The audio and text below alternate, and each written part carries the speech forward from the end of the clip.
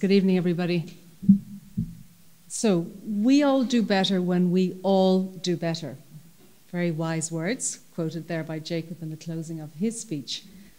Well, I wish we had thought of something as punchy as that back in 2008 when the NTR Foundation was set up, because that was actually the philosophy that was guiding our establishment at the time.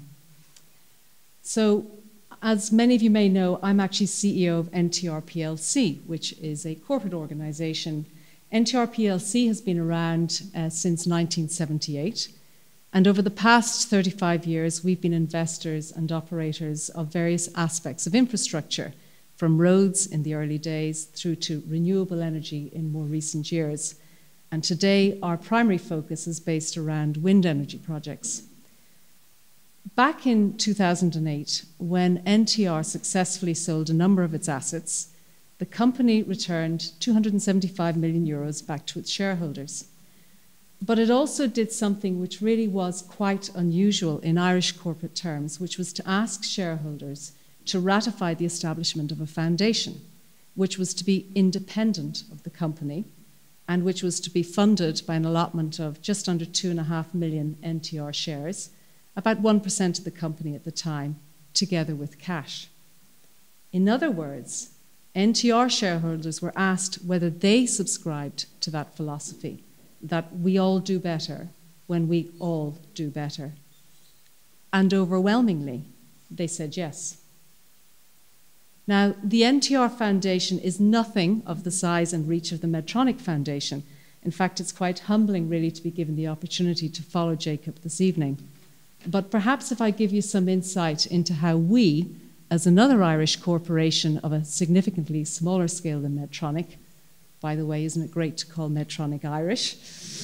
But as I say, if I were to share some insights on how a smaller Irish corporation approaches corporate philanthropy, I may inspire one or two of you to see if what we do could also apply to you and to your business.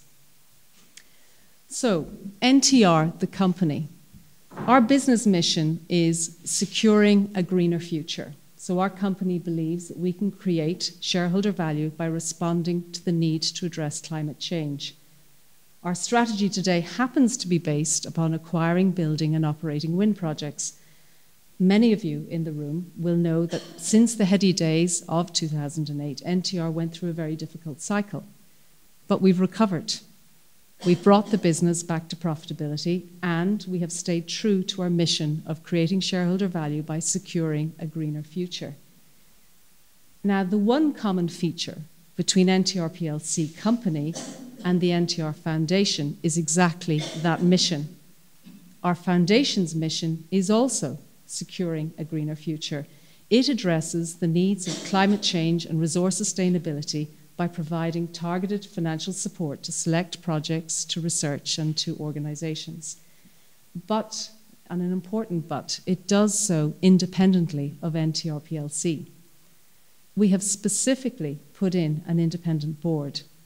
And while I am the common denominator between the two organizations, I am actually the only existing NTR staff member on that board. I only have one voice on that board. And we've always been very clear that if we were to find an opportunity to support an organization whose solution around addressing climate change and resource sustainability had potential but doesn't actually fit with the NTR business strategy, well then so be it. The foundation would still support it. And I have to say, there have been a few investments made by the foundation over the years that I've had to personally bite my tongue, act maturely, and say, yes, it's the right thing for the foundation to do.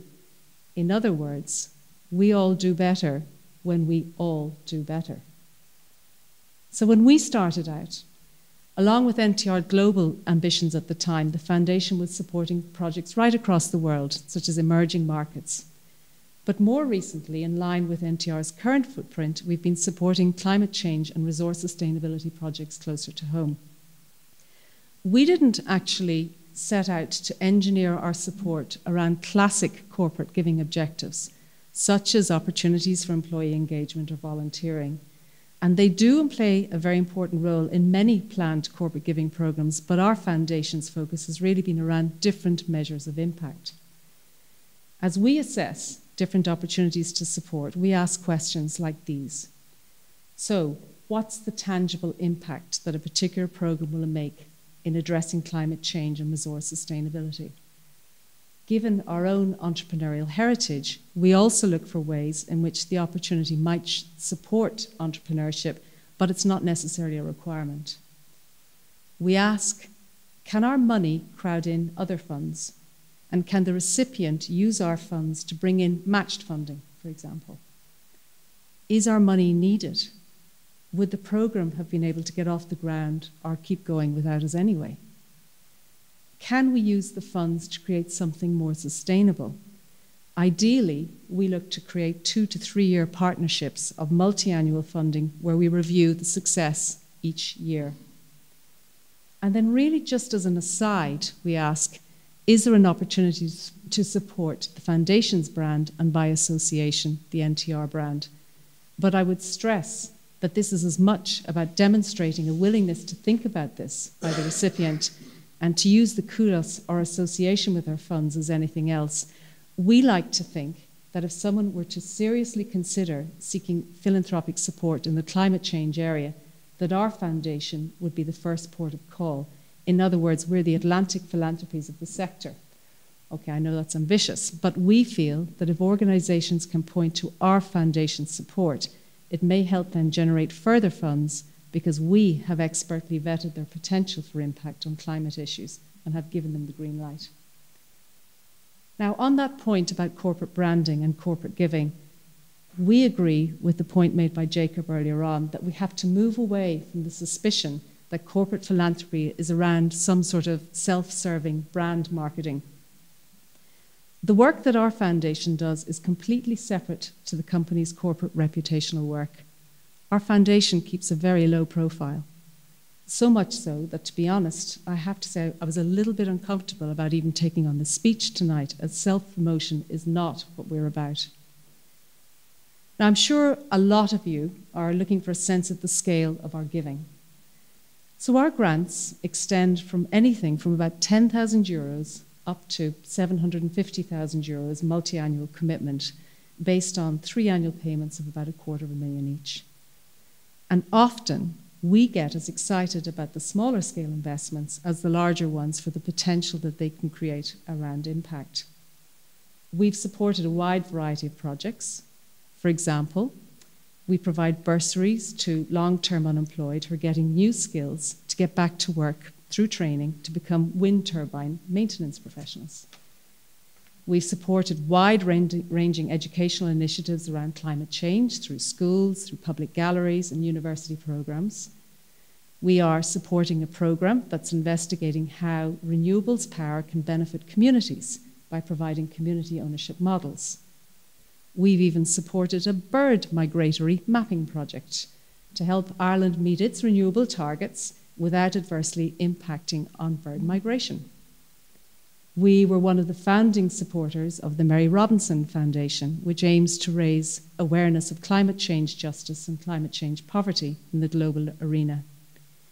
And we're supporting a 3-year programme, which is currently investigating opportunities for Ireland as a low-carbon economy. And this work will also contribute to identifying opportunities for entrepreneurs arising from this low-carbon energy future. So these are just some of the initiatives that we've been quietly supporting. Some of them came to us. Others, like the last one I mentioned, arose as a result of us setting out a thematic area that we wanted to support and going out to organisations that we felt might be able to deliver on it. And we asked them to pitch a programme to us. Now that takes effort as much on the part of the donor as it does as the recipient. But I don't believe that that should faze any corporate donors. We did this with the assistance of a part-time consulting resource experienced in the not-for-profit sector who helped us shape our thinking, went out and located potential organisations, wrote the brief, and came back with a short list for our board to review. We felt that that was a modest investment in getting it right. Which brings me to my final point. The infrastructure that is beginning to emerge to support philanthropic efforts in Ireland. For those of us in the business world setting out to structure a properly planned philanthropic program can be very exciting, but also a little daunting. But there are organisations that we can lean on in this country. Philanthropy Ireland, needless to say, is one such organisation who can help guide you through your thought process, and it offers supports on anything from what is planned giving rather than cheque writing, all the way through to registering for charitable status, if that's the formal route that you'd like to take. One other organisation, and I should disclose I am a board member of this, and it's called Social Innovation Fund Ireland. Social Innovation Fund Ireland was set up in recognition that Ireland was about to lose significant philanthropic support through the closure of funds such as Atlantic and One Foundation. It's supported by the government, and they've committed up to €5 million of matched funding on a euro-for-euro basis on privately raised funds. So by donating through Social Innovation Fund, your funds can double, and you can set the fund the task to identify social innovations that require growth capital and mentoring support. It's been seen as a way in which corporate and private philanthropists even, can lean on the expertise of the fund to meet their objectives and double the impact of their funds. And it draws on the now widely accepted view that providing technical supports alongside financial support makes your funds work harder for the cause that you've chosen. And another support structure is Community Foundation Ireland, part of Business in the Community, that also connects corporate or private donors to potential causes across a number of thematic areas and can provide advice on how to give effectively and tax efficiently. Corporate philanthropy is still in its infancy in Ireland, but bit by bit we are growing up, and it is fantastic to see and learn from the leadership of organisations like Medtronic who have ambitions on a global scale, but we can all do our bit. Ask yourself, what's important for your organisation, for your staff, or even as we did, your shareholders? For us, it was securing a greener future. What is it for you?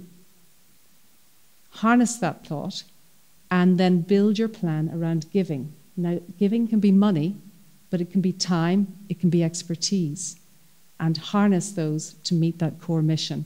It doesn't matter how small you start. Once you focus your attention on that core social impact, rather than giving for the sake of giving, you would be amazed at the returns that you can very quickly make on your invested energy. Our staff feel incredibly proud about what we've done to date through our foundation. It reminds them really about why we get up in the morning on the commercial side of the business. And the fact that our philanthropic giving back closely matches what our core company is all about resonates with every single one of them. Thank you.